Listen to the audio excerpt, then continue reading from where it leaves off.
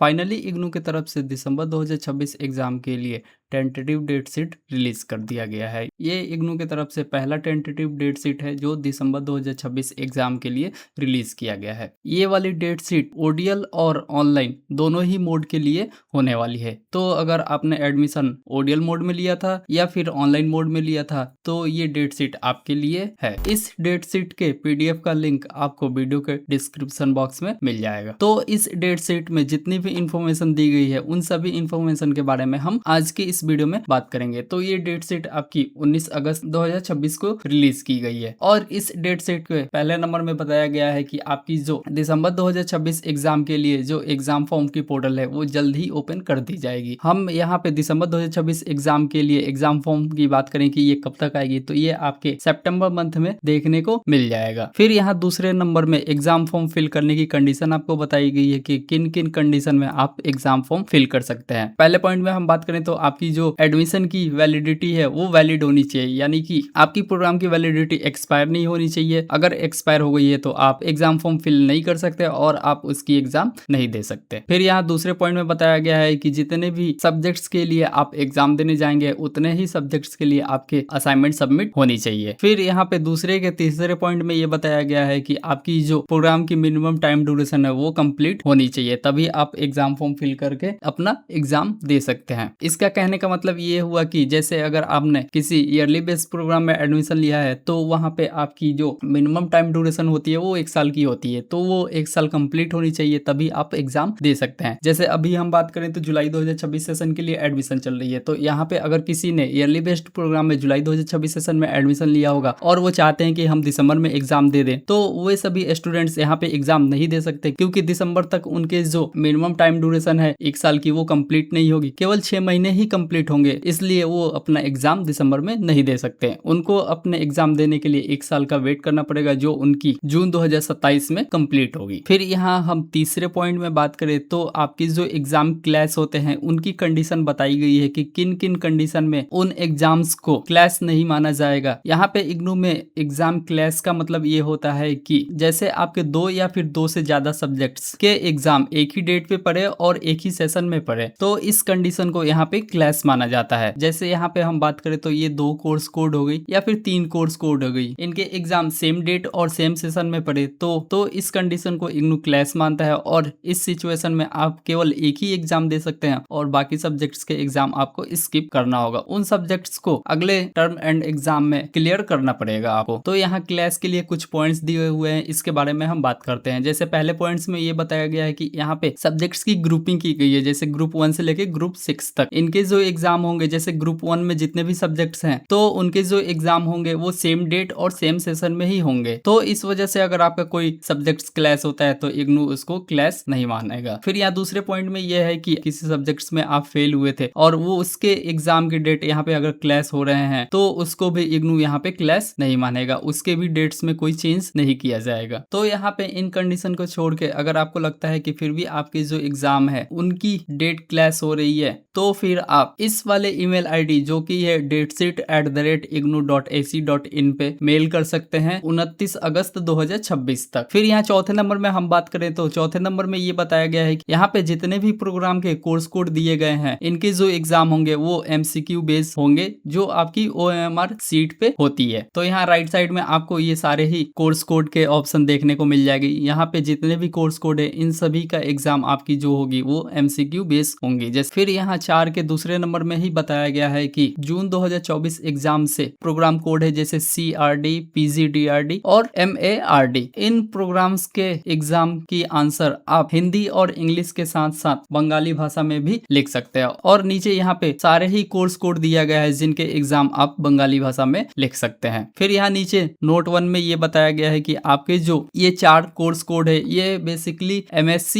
Physics के course code है। जैसे यहाँ पे MPS 002 के साथ MPH 003 और MPH 13 के साथ MPH 14, इनके जो एग्जाम होंगे वो एक साथ ही होंगे और इनके लिए जो क्वेश्चन पेपर मिलेंगी वो अलग अलग मिलेंगी और इनके जो आंसर आपको करना होता है वो भी अलग अलग आंसर शीट पे करना होता है। और ये जो दो कोर्स कोड है, इन दोनों कोर्स कोड के लिए आपको टोटल 3 घंटे का टाइम दिया जाएगा, जिसमें से एक कोर्स कोड के लिए आपको 1.5 घंटे मिलेंगी, फिर दूसरे कोर्स कोड के लिए आपको 1.5 घंटे मिलेंगी। दोनों को कंबाइन करके टोटल आपको 3 घंटे का टाइम दिया जाएगा। तो जैसे आप इनकी अगर एग्जाम की डेट चेक करेंगे ना, जैसे MPH 002 और MPH 003, तो इन दोनों के डेट ना सेम ही, मतलब इन दोनों की डेट और टाइमिंग आपको सेम ही दिख जाएगी। तो बहुत सारे स्टूडेंट्स जो होते हैं वो कंफ्यूज हो जाते हैं कि इनके जो एग्जाम है ना ये क्लैश हो रहे हैं, तो ये क्लैश नहीं हो रहे हैं, इनके एग्जाम जो होते हैं वो एक साथ ही होती है और दोनों के लिए 1.5 घंटे का टाइम दिया जाता है। तो आप प्रीवियस ईयर क्वेश्चन पेपर देख लेना, आपको वहां पे समझ में आ जाएगी। तो उसी के बारे में ही यहाँ पे नोट 1 में बताया गया है। फिर यहाँ 5 नंबर में हम बात करें तो ये दो कोर्स कोड है BNS